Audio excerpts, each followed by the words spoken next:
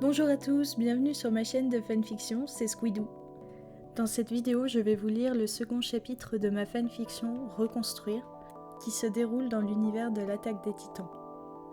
Cette fanfiction est centrée sur les personnages d'Angie Zoé et Levi Ackerman. Bonne écoute. Caporal Levi, la place est libre ? L'intéressé leva la tête pour découvrir Onion Copon arborant un sourire énivré. Il n'était pas rare que celui-ci vienne échanger avec Levi autour d'un verre lors des soirées. Ils n'étaient pas particulièrement proches, pour autant sa compagnie n'était pas désagréable. Ayant partagé les batailles décisives ensemble, des liens s'étaient indéniablement créés. Avant même que le brun ait eu le temps de répondre, Onion Copon s'assit sur le siège vide à sa droite, renversant un peu de sa boisson dans la hâte. « Vous m'avez l'air bien morose ce soir. Pourquoi ne pas rejoindre les jeunes ? Ils jouent à un jeu plutôt amusant. » Levi haussa un sourcil tout en jetant un œil à l'activité de la table d'à côté. Un vulgaire jeu d'alcool comme il avait pu en essayer dans sa jeunesse. « Je suis comme d'habitude, c'est vous tous qui êtes particulièrement bruyants ce soir. » Onion Copon se mit à rire à gorge déployée comme pour lui donner raison. Et pourtant, caporal, Angie n'est même pas encore arrivée. Le visage de Levi s'assombrit à l'évocation de sa camarade. Angie avait toujours été incroyablement bruyante, toujours lancée dans de longs monologues sur des sujets inutiles, toujours pleine d'entrain. Et pourtant, Levi avait remarqué que la scientifique s'était effacée depuis la victoire de l'humanité. Pas étonnant au vu des traumatismes et blessures subies. Lui-même n'était pas sorti indemne de toutes ces batailles. Physiquement, il partageait avec elle la pénibilité de ne vivre qu'avec un œil, même s'il s'était vite habitué à son nouveau champ de vision. Psychologiquement, c'était plus difficile.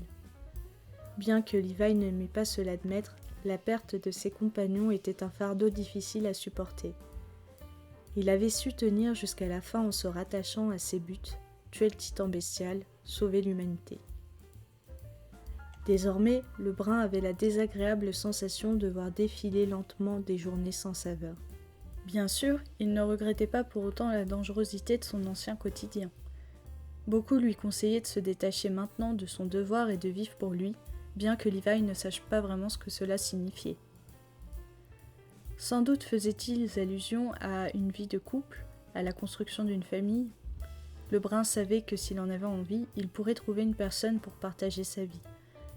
Son visage et son corps étaient couverts de cicatrices, mais il avait pour lui la réputation d'un héros de guerre. Finalement, Levi était convaincu qu'il se retrouverait à vivre une relation d'apparat, exhibée comme un trophée dont on finit par se lasser. « Ça fait plus d'une heure qu'on avait rendez-vous, elle m'avait pourtant dit qu'elle viendrait. » Levi soupira, visiblement énervé. « Je me rappelle pas d'une seule soirée où cette satanée quatre-yeux a été à l'heure. T'as qu'à aller la rejoindre si elle te manque tant. » Levi regretta aussitôt ses paroles en voyant le visage interloqué de l'assistant de la scientifique. Voilà qu'il avait encore fini par se montrer agressif. Il ne pouvait s'empêcher de réagir comme ça à chaque fois qu'Onion Copon montrait d'une manière ou d'une autre son attachement pour Angie. Peut-être que l'assistant avait fini par tomber amoureux de la scientifique, peut-être était-ce de l'admiration ou une grande amitié. Peu importe. Pour Levi, cela ne faisait que lui remémorer qu'il avait lui aussi un jour été proche d'Angie. Ils avaient ensemble partagé d'innombrables moments, bons comme mauvais. Il aurait alors semblé normal que leur relation continue encore aujourd'hui. Et pourtant, la scientifique semblait l'ignorer depuis sa guérison.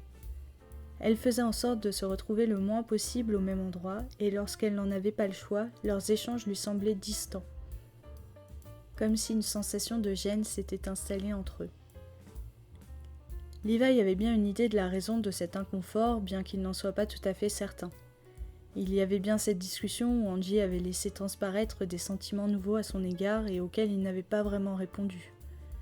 Qu'y avait-il à répondre dans ces circonstances ?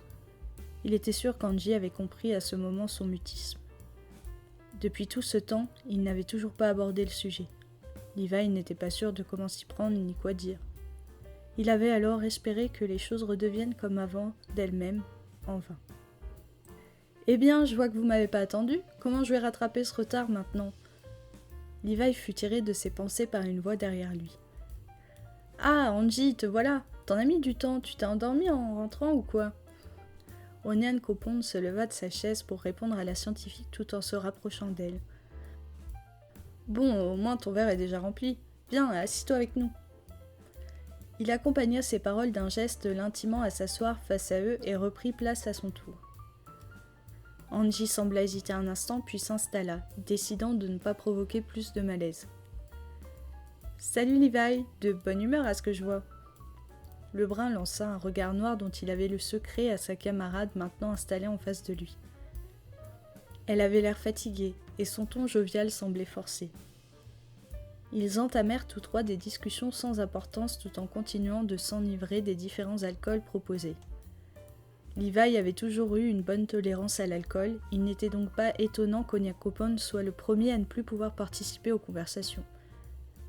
Après avoir tout de même effectué quelques tentatives pour poursuivre, il finit par s'endormir sur la table, la tête entre les bras. Sacré Onia Copon, il a aucune chance face à nous. Levi regarda Angie finir son verre d'une seule traite après s'être moqué de son camarade. Fais attention, Cadzieux, j'ai l'impression que tu vas pas tarder à le rejoindre. La scientifique répondit en pointant du doigt son interlocuteur. Faux, c'est toi, Levi, qui va pas tarder à t'endormir. Ce soir, c'est moi qui gagne. Le brun soupira et termina tout de même lui aussi son verre d'une traite, se sentant mis au défi. Il remplit ensuite leurs deux verres en relançant la conversation. Comment se passent tes recherches? Tu m'as l'air bien occupé ces derniers temps. Angie récupéra son verre à nouveau plein et répondit. Ça n'avance pas beaucoup, mais c'est pas surprenant. C'est le rythme normal de ce genre d'études. J'ai un assistant motivé, donc je me fais pas de soucis. On finira par faire de grandes découvertes. Levi regarda l'assistant d'Angie endormi sur la table. C'est sûrement parce que tu exploites autant tes équipes qu'ils finissent comme ça. Angie haussa les épaules tout en rigolant doucement. Je devrais peut-être leur laisser plus de jours de congé alors, c'est vrai que l'heure n'est plus à l'urgence. Certains ont une famille maintenant, ils seraient sûrement heureux d'avoir plus de temps libre. J'ai tendance à oublier que tout le monde ne vit pas pour la science. Levi esquissa un sourire en réponse au son sarcastique de sa dernière phrase. Et toi alors Angie, tu comptes vraiment dédier ta vie pour la science? J'ai l'impression que ton assistant pourrait avoir d'autres projets pour toi. La scientifique regarda tour à tour Levi puis Onian Copon, l'air dubitative. Elle prit quelque temps de réflexion avant de répondre. Levi ne semblait pas faire allusion à leur amitié. Pensait-il qu'ils étaient maintenant amants? Angie ne pensait pas avoir montré un quelconque comportement qui aurait pu le mener à cette conclusion. Onian Copon et moi, on est amis. Je vois pas quel projet pourrait être en lien avec ça. Levi répondit avec un rire moqueur. Vraiment, Cadzieux? C'est parce que vous êtes amis qu'Onian Copon ajoute ton nom à chaque fin de ses phrases? Je suis sûre que tout le monde est de mon avis. Angie finit son verre, sentant la colère monter. Elle se leva, toisant ainsi son interlocuteur. On travaille ensemble, c'est normal de parler l'un de l'autre, non? C'est aussi ce que font les amis. Et puis, qu'est-ce que tu suggères? Où est-ce que tu essayes d'en venir? Tu m'encourages à être avec lui? En exprimant sa colère, Angie sentit ses yeux s'embuer. Même s'il n'avait jamais répondu à ses sentiments, elle ne pouvait croire que Levi ne les avait pas compris. Alors, comment osait-il simplement lui conseiller de faire sa vie avec quelqu'un d'autre? Avait-il vraiment si peu de compassion pour elle? Elle se sentit déçue. Sentant qu'elle était à deux doigts de vider son sac aidée par les effets de l'alcool, Angie décida qu'il valait mieux pour elle de partir à une autre table pour la soirée. En partant, elle adressa une dernière parole à voix basse au brun. Si parler souvent de quelqu'un signifie ce genre de relation, je me demande ce que tout le monde pensait de nous à l'époque. Levi se retrouva seul avec son camarade endormi. Angie ne lui avait pas laissé le temps de répondre. Il n'avait bien sûr pas voulu la blesser, et pourtant le résultat était bien là. Il avait simplement voulu faire allusion à la relation des deux scientifiques, pas la mettre dans cet état. En temps normal, il n'y aurait pas porté plus d'attention que ça. Avec son caractère explosif, Angie était du genre à s'énerver rapidement et à oublier sa rancune tout aussi vite quand il s'agissait de petites disputes. Et pourtant, Levi n'était plus aussi sûr.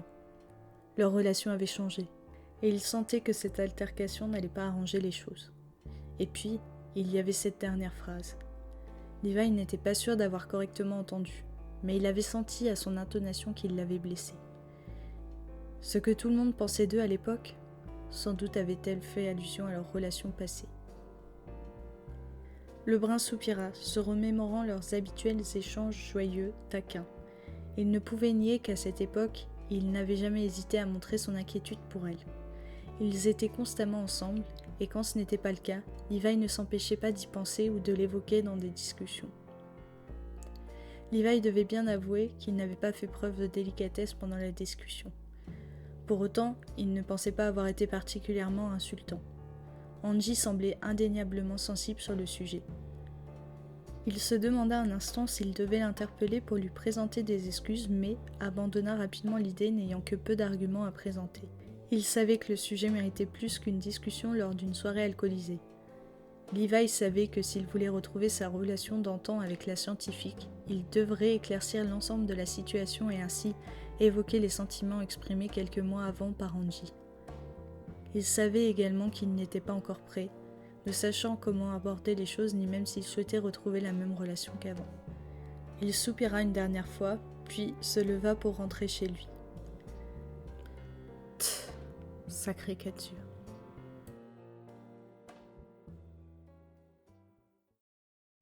Merci pour votre écoute. Si vous avez aimé cette fanfiction, n'hésitez pas à liker la vidéo et à vous abonner à ma chaîne pour plus de contenu. Si vous souhaitez entendre des fanfictions en particulier, n'hésitez pas à commenter cette vidéo en précisant l'œuvre, les personnages et le thème. À bientôt!